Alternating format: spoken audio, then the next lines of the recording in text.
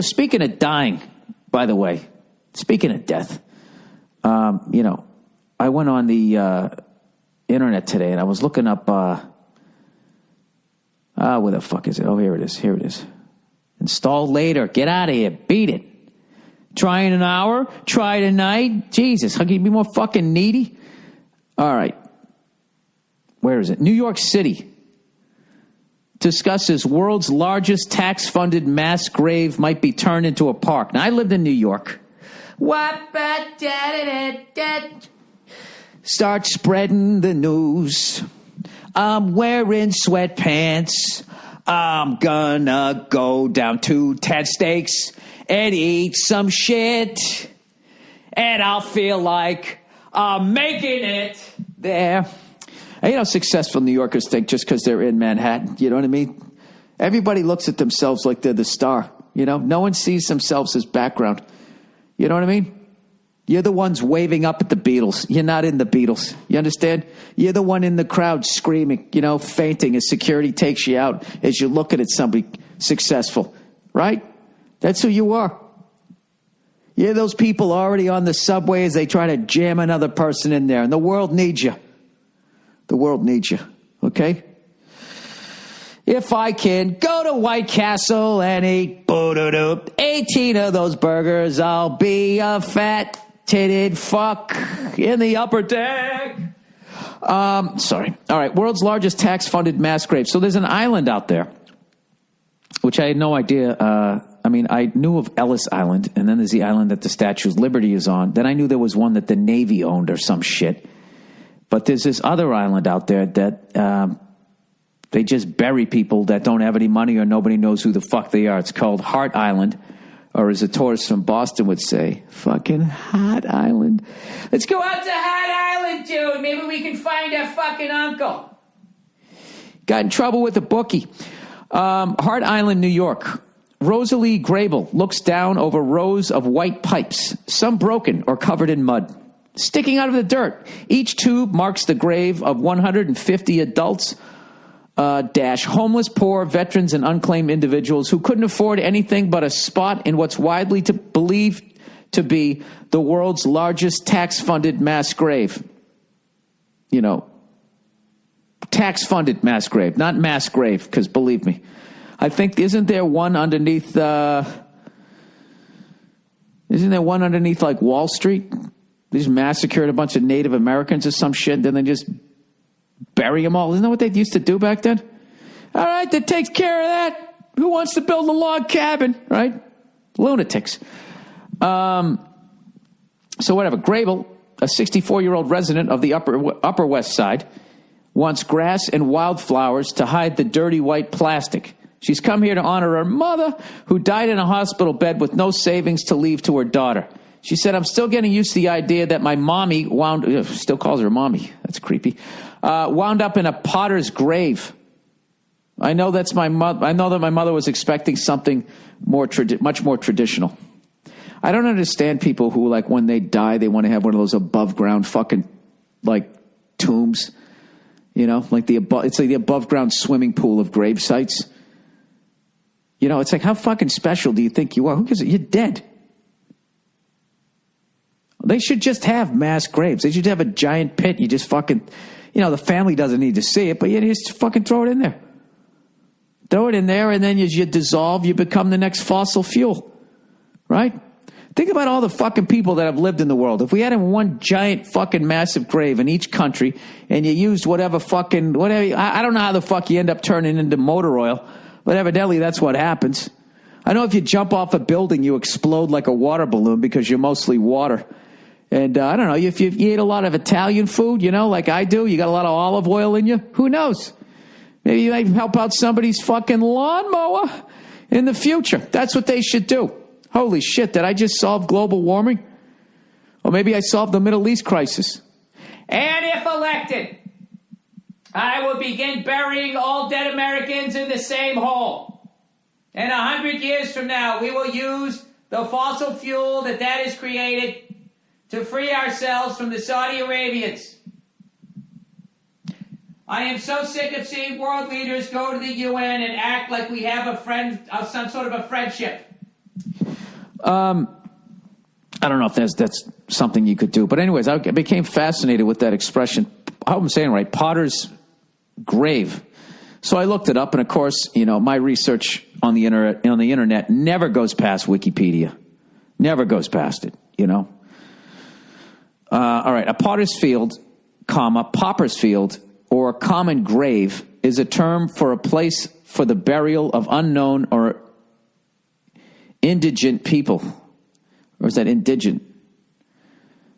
All right, so I clicked on indigent or Isn't it astounding how fucking dumb I am? The only thing most astounding about how stupid I am is the fact that you guys fucking listen to this.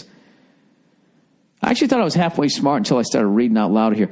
INDIGENT. Indigent. You say tomato, I say indigent. What, indigent? I'm just going to stop saying it. I feel like every time I say it, I'm like that guy I'm playing blackjack going, hit me, over.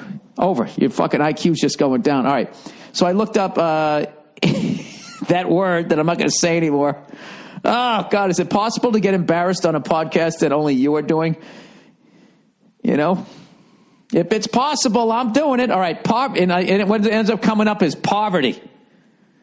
Poverty is a general scarcity, dearth, or the slate of one's money. Well, how did this come to, after the Industrial Revolution, mass production in factories made production goods increasingly less expensive and more accessible.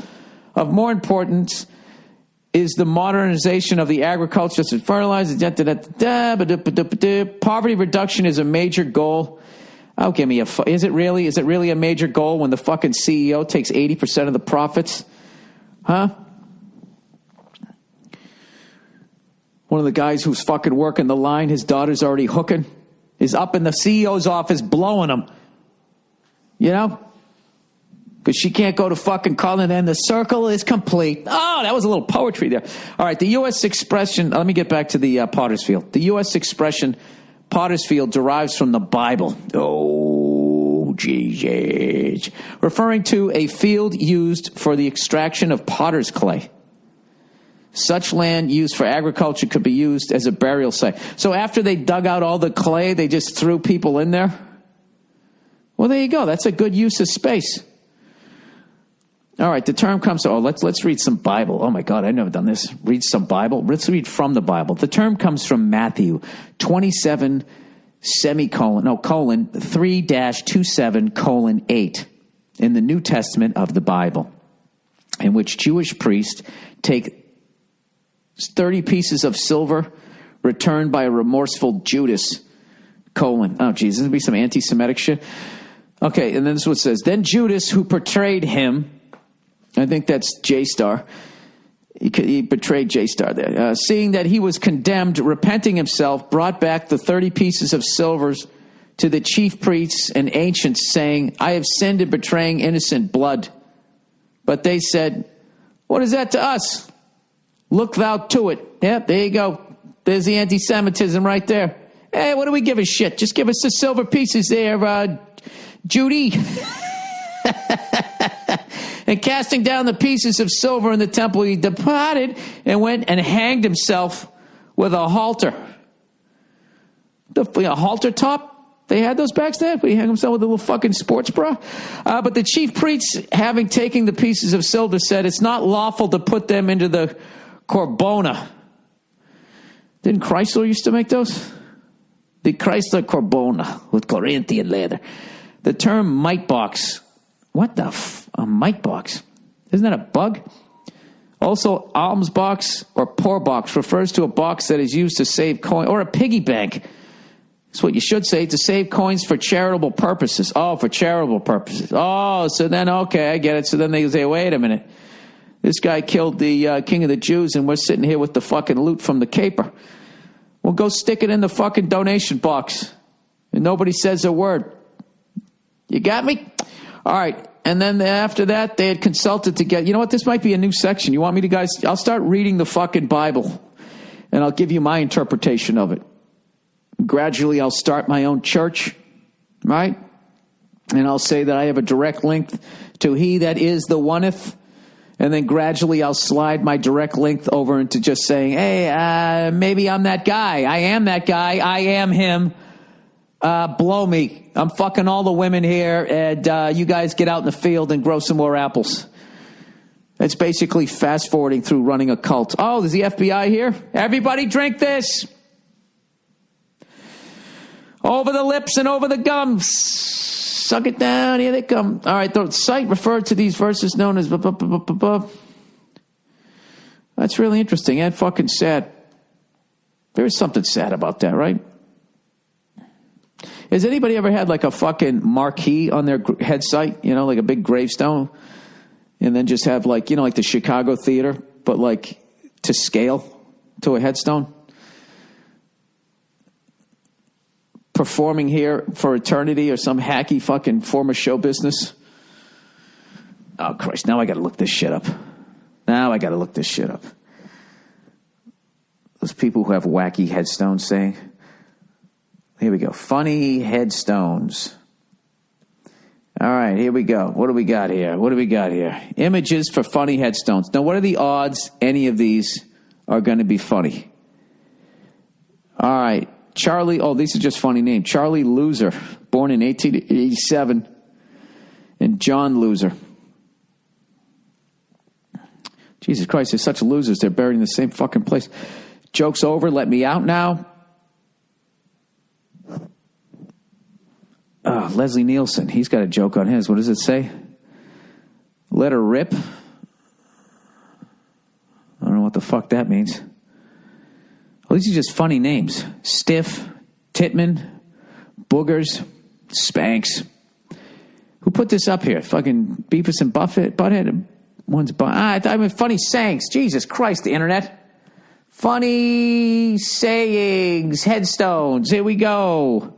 Oh, my God. This is a riot. Oh, epitaphs. Here we go. 15 of the funniest epitaphs.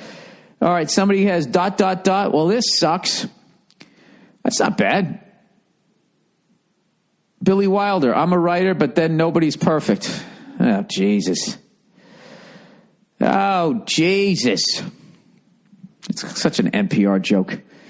Jack Lemmon in... Oh, it's like a movie headstone. Jack Lemmon was one hell of an actor and a funny one to boot. Here he stars in his final role. Well, in the ground. That's a good one. This one gets to the point. Well, this sucks. Here's another one. All right, this ain't bad. Once you get used to it, that's not bad. I was supposed to live to be 102 and be shot by a jealous husband.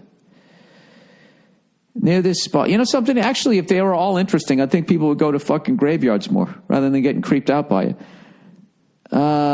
Near this spot, Samuel Whitmore, then 80 years old, killed 3 British soldiers. He was shot, bayoneted, beaten, and left for dead, but recovered and lived to be 90 years of age. This guy's talking shit. Here I lie, but don't you cry, for one day too you will die. What a cunt. Leslie Nielsen, let her rip. Merv Griffin, I will not be right back after this message. There's the winner right there. I like that. Somebody wrote, get it? Such a comedian. You can't make anybody happy on the internet. All right, Bill Kugel, he never voted for Republicans and had little to do with them. Ugh. That was bad. Here's one said, I told you I was sick. That's funny. Another one, I knew this would happen. Some of these are pretty good. Rodney Dangerfield, there goes the neighborhood. Here lies something. He hanged by mistake in 1882. He was right, we was wrong, but we stand him up, and now he's gone.